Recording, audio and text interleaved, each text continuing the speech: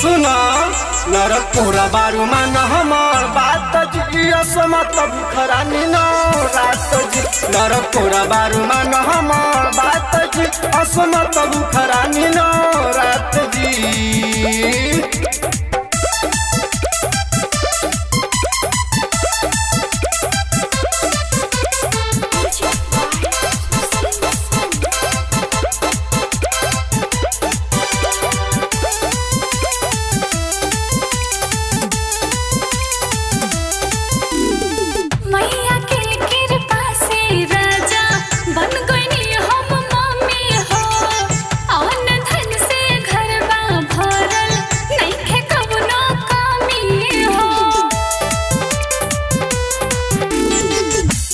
सही कहेलू रानी बाकी बारू कमजोर हो करत मन हम करी पूजन साझे भोर हो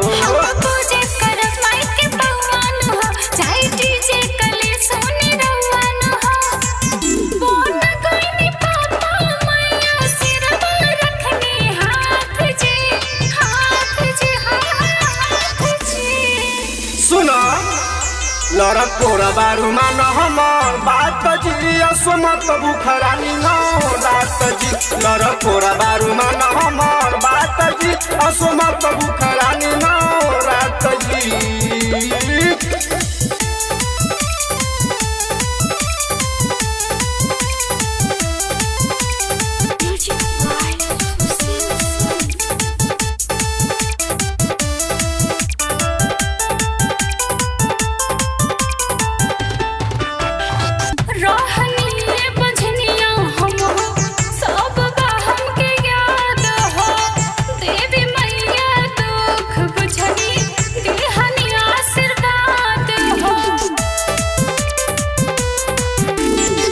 भूख में नवरात बनी सुख जाई ठोर हो एक पातर बारू धनी दूजे में कमजोर हो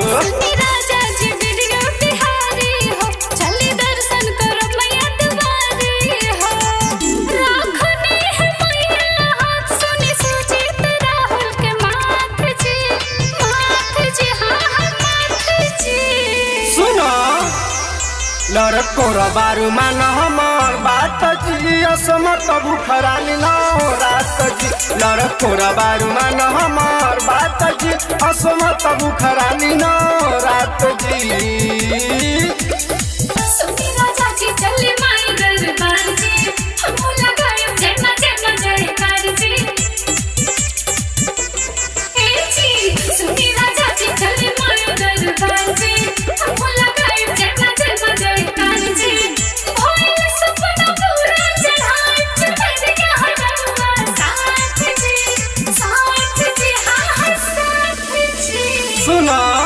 लरक पूरा बारू मान हमार बात जी असमत बुखरानी नो रात जी लरक पूरा बारू मान हमार बात जी असमत बुखरानी नो रात जी।